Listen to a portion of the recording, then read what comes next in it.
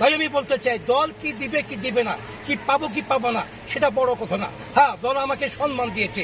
আমি বাংলাদেশ জাতীয় rickshaw van auto rickshaw চালক দলের কেন্দ্র কমিটির সভাপতি, এই দলটা দিয়েছে। দল আমাকে দিয়েছে আমি ৭১ মুক্তিযোদ্ধা সংগ্রাম পরিষদ কেন্দ্র কমিটি সারা বাংলাদেশে আমি চেয়ারম্যান, সেটা দিয়েছে দল আমাকে। এই দীর্ঘ ১৭ বছর শেখ হাসিনা আমার মুক্তিযোদ্ধা ভাতা গেজেট সব বন্ধ ছিল। আল্লাহর রহমতে এই সরকারের নেতা নেত্রীদের মাধ্যমে আমার কাজটা চলছে ইনশাআল্লাহ। এই দল আমাকে, আমার সোনার বাংলা আমি তোমায় ভালোবাসি, আমার নেতা জিয়াউর রহমান সাহেব যেই আমাদের যেই তার ছাত্র হিসেবে যে ওয়াদা দিয়েছিল, যে কথা বলছিল, নেতার চেয়েতে নীতি বড়, নেতা মিলে ঘরে ঘরে কর্মীর বড় ভাগ্যর জোরে বাদশা, তুমি নেতা হবে না কর্মী হও। তাই আমি বিএনপির কর্মী হিসেবে আজীবন রাজপথে আছি। আমি কিন্তু নেতা না, আমি এখন জিয়ার শহীদ, বিএনপির এখন হাতিয়ার, খালেদা জিয়ার বলিষ্ঠ কণ্ঠস্বর। আচ্ছা, সবাই যেহেতু আপনার সার্টিফিকেট পেয়েছে আপনাদের মুক্তিযুদ্ধ এখানে, কিন্তু আপনি পাননি, কারণটা কি ছিল? একটাই কারণ ছিল, আমি জিয়ার রহমানের কমান্ডার, জিয়ার সৈনিক।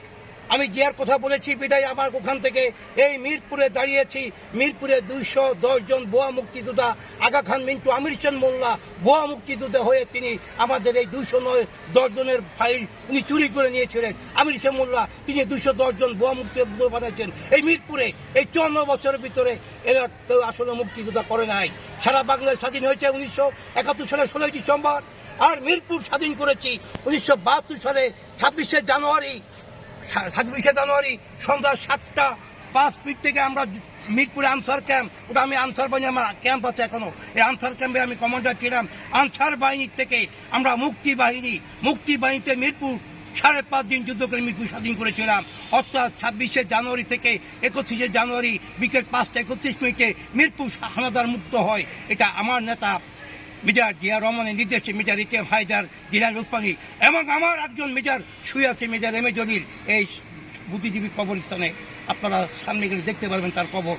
আমি সেই আদর্শের জিয়ার সৈনিক, আমি এই পর্যন্ত বেঁচে আছি।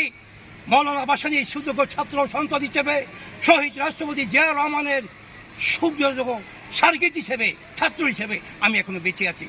আমাকে কিন্তু আমলিগ, আপনারা দেখেছেন বিগত দিনে আমলিগকে আমাকে ছাত্রলীগ, যুবলীগ, সন্ত্রাসী লীগ, পুলিশ লীগ আমাকে অনেক কিছু করেছে। আমি রাত্রে ঘুমাইতে পারি নাই, ৫.৫ বছর মিরপুর বাসায় আসতে পারি নাই, আমার নায়নাথকে দেখতে পারি নাই। আমি আজগর ডাস্টবিনের পাশে ঘুমিয়েছিলাম। আমি এমনকি টুকাইগুলো ঘুমাই থেকে আমি আন্দোলন সংগ্রাম চালিয়ে গেছি। আমি কিন্তু রাজপথ ছাড়ি নাই।